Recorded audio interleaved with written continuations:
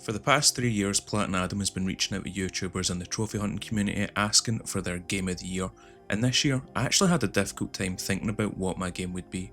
In previous years it was obvious. Despite not being popular picks amongst the community, Alan Wake 2 and Still Wakes the Deep stood out to me as amazing games that I thoroughly enjoyed my time with. But this year I only played a handful of the new releases, and whilst none of them were bad, none of them absolutely blew me away either, so I wanted to do a video discussing them all and why I ended up picking the game that I did. So out of the 5 games I played that were released this year, none of them were actually nominated for Game of the Year at the Game Awards. In fact, the first game is actually a collection and probably wasn't even eligible for the awards. The Tomb Raider 4-6 Trilogy remaster released in February, and I originally had absolutely no intention of buying it, especially since I still have the first 3 to play through, not to mention finishing up the Survivor and Legend trilogy.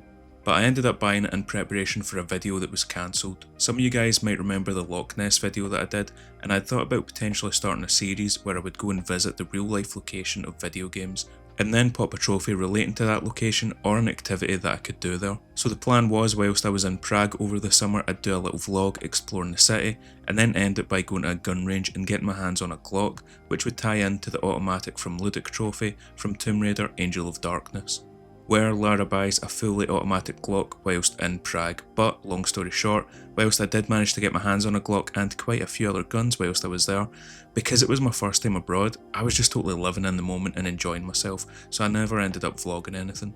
But back to the actual game, although I was enjoying playing through it, I never actually beat it, only making it to the final quarter of the game where you leave Paris for Prague. And since I never touched either of the other games in the trilogy, I couldn't even really consider it for Game of the Year. Not to mention, the games originally released between 99 and 2001 I think it was, and they're just remasters, not proper remakes like a Resident Evil 2, so even if they were all super amazing, I probably wouldn't have even considered it for Game of the Year. On to the next one. Rematch was a game I got a free code for thanks to my good friend and podcast co-host Defroth. Shout out to him, and also check out the podcast if you haven't already. We had some really good episodes and cool guests on over the last year, and we're looking to go bigger and better in 2026. Trophy Orders podcast available on YouTube, Apple and Spotify.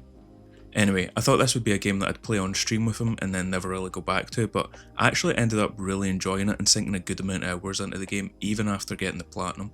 I think for me it came out at the perfect time in mid-June where I was burnt out on FIFA and didn't want to go back to Rocket League, but I still wanted that football kind of game where I could switch my brain off or just throw on and play when I had a spare 15 minutes to kill.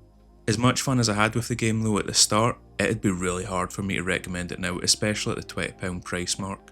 I said it at the time, but it really should have launched on PS Plus, and I'd be shocked if it doesn't go free to play next year because that's the only way I can see them saving its dwindling player base. The game is filled with people using exploits, and it felt like every new patch there was more ways to cheat. Last time I was playing it proper, back in October time, there was an exploit where your teammate stands in the opponent's goal, and from the corner you could pass it to them, and the enemy team could never intercept the pass, so you could get easy goals. Or there was a thing called attacker priority they added, so winning aerial battles as a keeper or defender felt impossible. Stuff like that was getting abused, and combine it with the server connection issues, it just took any enjoyment out of the game. I eventually stopped playing because of that, and also as the player base started to shrink, it was really only the people abusing the glitches and trolls that were still playing. Which, by the way, I don't mind a toxic community every now and then, and not gonna lie, sometimes they're fun. But in Rematch, people would just refuse to play their position when put as goalkeeper. They'd never pass and then spit the dummy and start scoring own goals, or just leave as soon as you go a goal or two down. And it's not like Rocket League where an AI teammate steps in. No, now you're in a 3v2, and most likely your teammate's going to disconnect as well, turning it into a 3v1. And towards the end of my time with the game, it would take you a good 4 or 5 minutes just to find a match. It felt pretty rare when you did get competent teammates and the game was actually fun again, but those times started to feel so few and far between that Rematch in its current form isn't something that I could recommend. Next was Mafia: The Old Country, which dropped in August and was by far my most anticipated game coming into the year.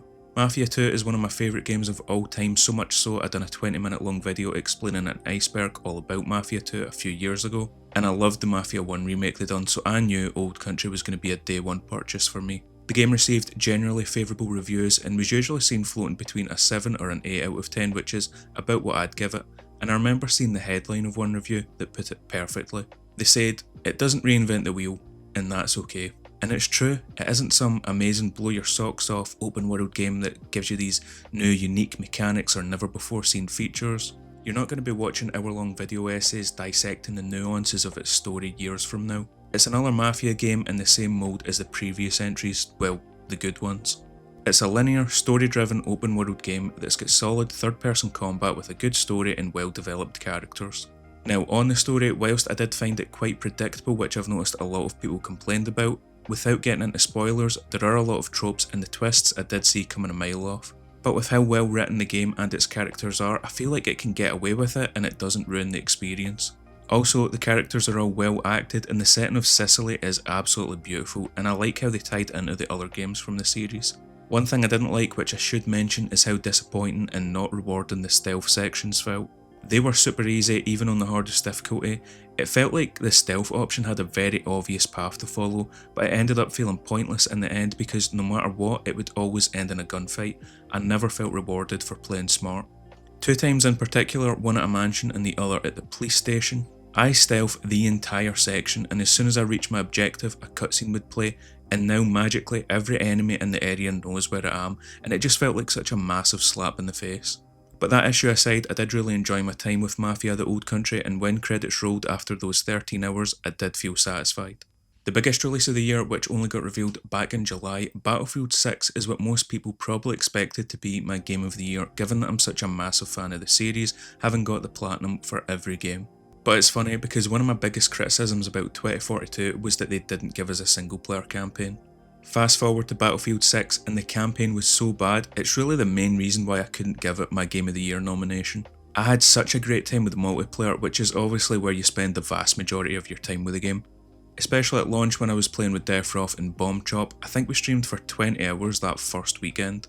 And it was just a good laugh, it proper felt like when I was a kid no life in the newest Call of Duty with my friends. The multiplayer was honestly pretty close to perfect, which was surprising as Battlefield's known for not having the best launches. But to their credit, the servers held up. My only criticism towards the online, and trust me this is me having to go looking for it, would be how people could gain XP and progression from bot lobbies. I remember people complaining about how difficult and time consuming the challenges were, so they'd just go in bot lobbies and grind them out and get the best gadgets or attachments, and it kinda pissed me off. Because here I am like a mug actually doing it legit, and now they've got this advantage over me. Then they decided to make the challenges easier and less of a grind so people could knock them out in a weekend, but to me the assignments was always one of the most fun parts in a Battlefield game. Making you play a certain way or use a specific gun to unlock stuff is what kept me entertained for so long in the previous games. Having something to work towards that isn't just grinding levels. But that's a minor gripe. My real issue with Battlefield 6, like I said, was the single player, and oh boy, let's get into it. So first off, the story is absolutely horrible. The main enemy isn't a foreign nation, but a PMC, which always feels like a cop-out so they don't upset anyone. This PMC has the sheer manpower to fight a war on multiple continents, taking on America and Europe at the same time. The bar for Call of Duty and Battlefield campaigns is low, but fuck me, they managed to limbo right under it. Just make Russia the bad guy and call it a day. You did it with the other games, plus EA stopped selling games in Russia after they invaded Ukraine, so what are they going to do, boycott your game they already can't buy? And you can go down the PMC route if you want, but you need a strong figurehead. Like Advanced Warfare had Jonathan Irons played by Kevin Spacey, who was such a good villain. Incredibly acted, as you'd expect, fairly well written antagonist with solid motives. Boom, that's all you need. Battlefield 6 was some Scottish cunt that I couldn't care less about.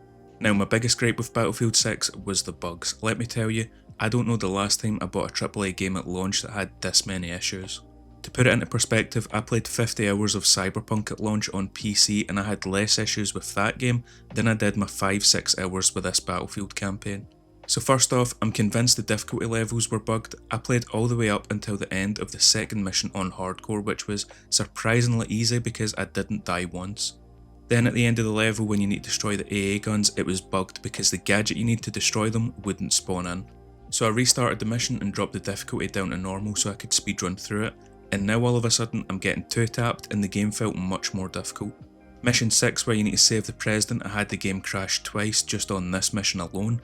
Then at the very end you need to secure the area of enemies. I killed everyone. There was not a single enemy left. I scoured the area to try and find if there was just one hiding somewhere.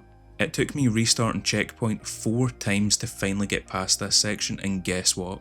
5 minutes later, after the next shootout, an enemy tank's supposed to roll up which never spawned in to finish the level.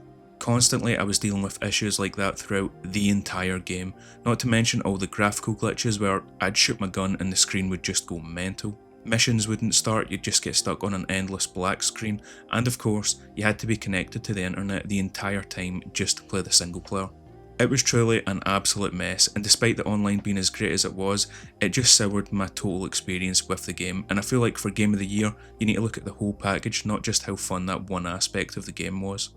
So I've ranted enough about my disappointment with the Battlefield 6 campaign. What was my Game of the Year for 2025? Well, a game I didn't even have to purchase to experience: Split Fiction. I've got to say, I love Hazelight Studios and what they're doing with their co-op games. There is a massive gap in the market for these types of games, and they always put so much love and attention into them. Also, with how consumer friendly they are with the Friend Pass, meaning only one person has to buy the game, and it also works cross-platform. I would genuinely put them up there as one of the best developers around at the minute.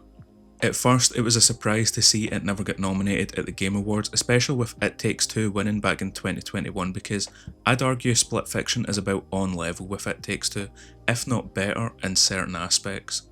But with how early it released in the year and 2025 being way more stacked, I can also kinda see why it didn't get a nomination.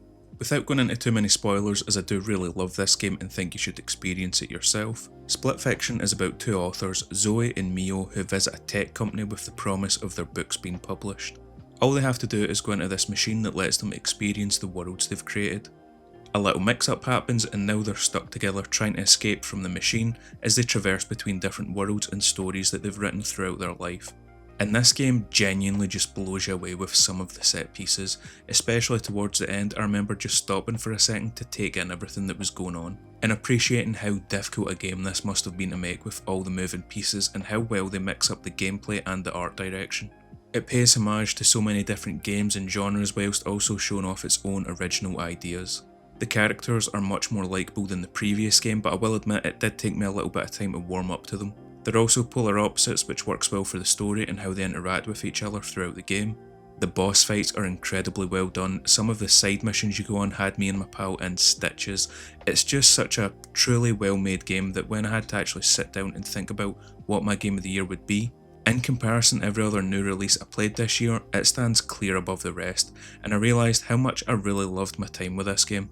So shout out to my pal Connor for buying the game and playing through it with me, Hazelight for creating yet another amazing co-op game, and you for making it to the end of the video. I'll see you motherfuckers in the next one. Much love. Peace. Oh, he's fishing. You've got a bite. Who's fishing? Oh. Hey, boy. Wiggle, wiggle. Give him a wee tug so he thinks he's got something. You can get guys other ways, Chris, and just give them a tug right off the bat.